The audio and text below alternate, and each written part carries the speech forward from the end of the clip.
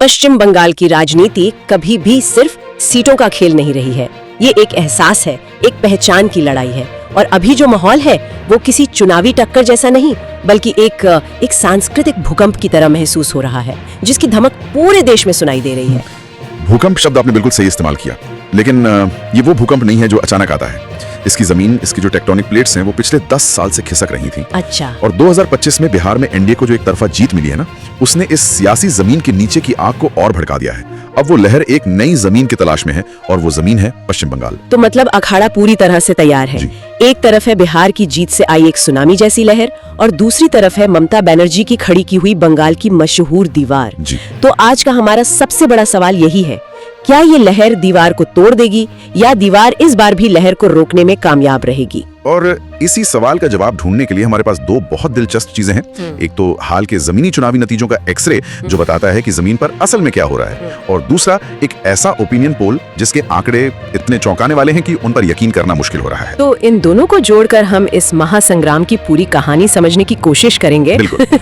चलिए फिर इस सियासी पहेली की परतें खोलते हैं। शुरुआत जमीनी हकीकत से करते हैं, क्योंकि बातें तो हवा में होती हैं। चुनाव जमीन पर लड़ा और जीता जाता है। हाल के जो जिला चुनाव हुए हैं, उनके नतीजे हमें क्या सिखा रहे हैं? देखिए, सबसे बड़ी और पहली सीख ये है कि बंगाल की राजनीति अब पूरी तरह से दो ध्रुवीय हो चुकी है। बाइपोलर। हाँ। इसका मतलब है कि बीच का कोई रास्ता, कोई तीसरा विकल्प बचा ही नहीं है। लेफ्ट और कांग्रेस, जो कभी बंगाल की राजनीति के स्तंभ हुआ करते थे, वो अब लगभग हाशिए पर हैं। और इसका असर क्या हुआ है? असर ये हुआ है कि लड़ाई अब सीधी और बहुत ज्यादा आक्रामक हो गई है।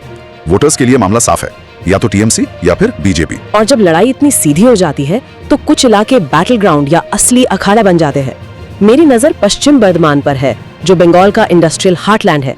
वहाँ की तस्वीर क्या कहती है? पश्चिम बर्धमान की कहानी काफी दिलचस्प है। ये पारंपरिक रूप से लेफ्ट और फिर अब जानते हैं टीएमसी का गढ़ रहा है। हाँ बिल्कुल। तो वहाँ कुल 9 सीटें थी। अब टीएमसी ने 5 जीती, जो देखने में तो जीत लगती है, लेकिन असली कहानी ये है कि बीजेपी ने 4 सीटें जीतकर ये साबित कर दिया कि वो अब सिर्फ विपक्ष नहीं, बल्कि सत्ता की बराबर की दावेदार है। अच्छा। ये टीएमसी के मजबूत किले में एक बहुत बड़ी सेंध है। हाँ, ये सेंध तो है, लेकिन सवाल ये है कि क्या ये बीजेपी की अपनी ताकत है, या फिर टीएमसी के प्रति लोगों की नाराजगी का नतीजा? क्योंकि दोनों में बहुत बड़ा फर्क है। आपने बिल्कुल सही नब्ज पकड़ी है, और इसी का जवाब हमें दूसरे जिलों में मिलता है। दक्षिण दिनाजपुर को देखिए, वहाँ तो मामला एकदम टाई हो गया। 6 सीटों में से 3 टीएमसी को, 3 बीजेपी को। 50-50 एकदम। मालदा में 12 सीटों पर 6-6 का नतीजा रहा। ये कोई महज आंकड़े नहीं है, ये दिखा रहा है कि समाज बीच से बट गया है। नादिया और बांकुड़ा में भी जीत हार का फैसला बस 1-2 सीटों के धागे से लटका हुआ था। मतलब ये वो इलाके हैं जहां लहर और दीवार एक दूसरे से इंच के लिए लड़ रहे हैं। बिल्कुल, असली रण क्षेत्र। तो ये तो वो मैदान थे जहां कांटे की टक्कर है, लेकिन कुछ इलाके ऐसे भी तो होंगे जहां या तो दीवार बहुत मजबूत है या लहर बहुत ताकतवर। पहले ममता बनर्जी के गढ़ों की बात करते हैं। कहां-कहां दीवार ने लहर को पूरी तरह रोक दिया? बिल्कुल, झाड़ग्राम इसका सबसे बेहतरीन उदाहरण है। यहाँ टीएमसी की सुनामी आई थी। 4 में से 4 सीटें टीएमसी ने जीती। बीजेपी का खाता तक नहीं खुला। खाता भी नहीं खुला। जी। इसी तरह पुरुलिया, जो कभी माओवाद से प्रभावित था, वहाँ 9 में से 7 सीटें टीएमसी ने जीती। कूच बिहार में 8 में से 7 सीटें। इन आदिवासी और ग्रामीण इलाकों में एक बात साफ दिखती है कि दीदी का व्यक्तिगत करिश्मा और उनकी वेलफेयर स्कीम्स, खासकर महिलाओं के लिए, अब भी जमीन पर बहुत मजबूती से काम कर रही हैं। तो लोगों का भरोसा उन पर कायम है वहाँ? कायम है। अच्छा, तो ये सिक्के का एक पहलू हुआ। अब दूसरे पहलू पर आते हैं। वो कौन से इलाके थे जहाँ बीजेपी की लहर सुनामी में बदल गई और दीवार कहीं नजर ही नहीं आई? इसके लिए हमें बंगाल का नक्शा बदलकर उत्तर की तरफ देखना होगा। जलपाईगुड़ी को देखिए। जलपाईगुड़ी। यहाँ तस्वीर बिल्कुल उल्टी थी। जिले की सभी 8 की 8 सीटें बीजेपी ने जीती। ऐसा लगा मानो पूरा जिला भगवा रंग में रंग गया हो। पूरी तरह से? हाँ। दार्जिलिंग की सभी 5 सीटें, कलिम्पोंग की इकलौती सीट और अलीपुरद्वार में 5 में से 4 सीटें सब बीजेपी के खाते में गई। उत्तर और दक्षिण बंगाल में इतना बड़ा फर्क क्यों है? क्या वहाँ के मुद्दे इतने अलग हैं? बहुत अलग हैं। उत्तर बंगाल में पहचान की राजनीति, जैसे गोरखा और राजवंशी समुदायों के मुद्दे हमेशा से हावी रहे हैं। वहाँ विकास के सवाल भी दक्षिण से अलग हैं।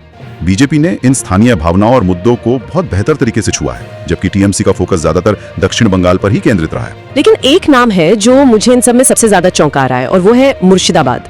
ये तो दशकों से कांग्रेस का वो किला था जिसे कोई भेद नहीं पाया। वहाँ क्या हुआ? मुर्शिदाबाद का नतीजा ये सिर्फ एक चुनावी आंकड़ा नहीं है, ये बंगाल की राजनीति में एक युग के अंत का ऐलान है। कुल 22 सीटों में से 15 सीटें बीजेपी ने जीती हैं। 15। ये अविश्वसनीय है। दशकों से जो कांग्रेस का वफादार वोट बैंक था, खासकर मुस्लिम समुदाय, वो बिखर गया। तो क्या इसका मतलब ये है कि वो वोट सीधे बीजेपी को चला गया, या फिर ये स्ट्रेटेजिक वोटिंग का मामला है जहां टीएमसी को हराने के लिए वोट बीजेपी को दिया गया। ये उससे भी ज्यादा जटिल है। इसमें स्ट्रेटेजिक वोटिंग का एंगल तो है ही, लेकिन ये मुस्लिम वोट बैंक के अंदर की बेचैनी को भी दिखाता है।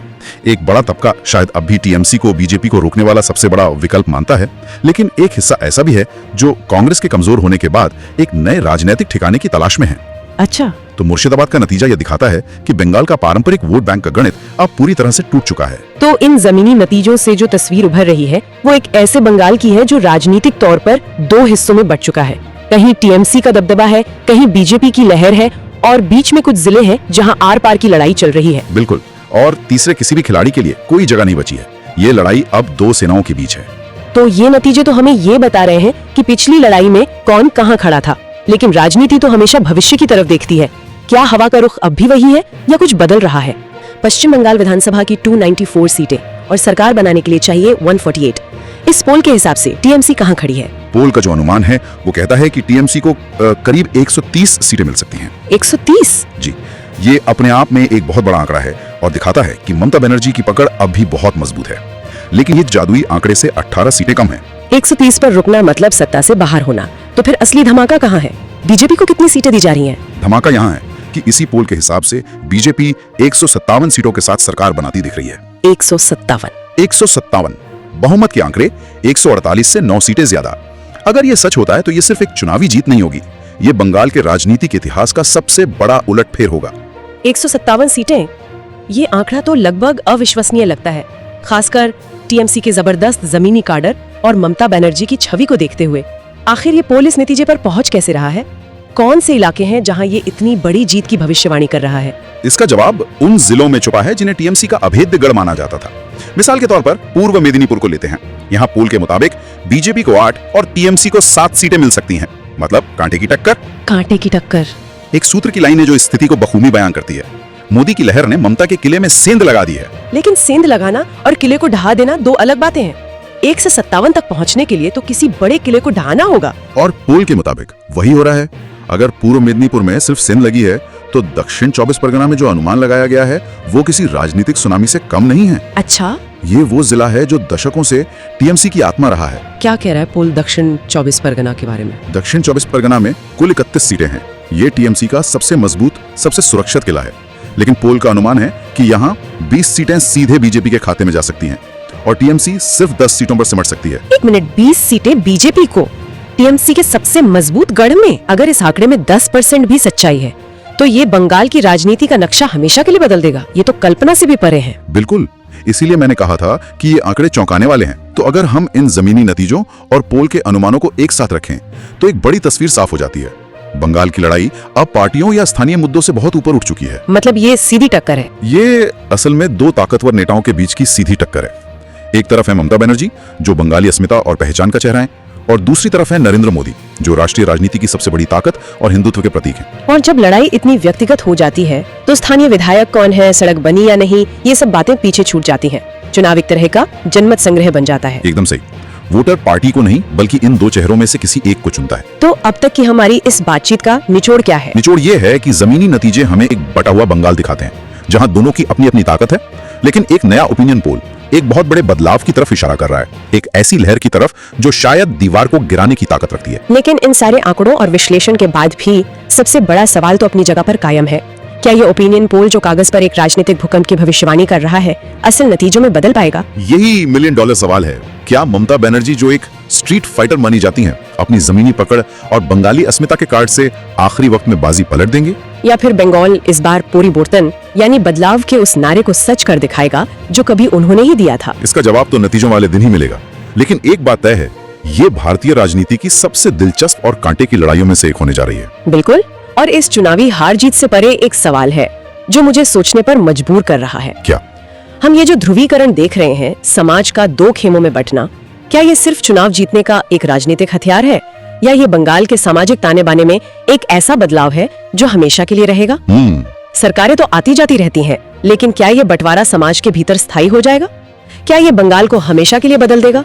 मुझे लगता है इस सवाल का जवाब शायद चुनावी नतीजों से भी ज्यादा अहम है।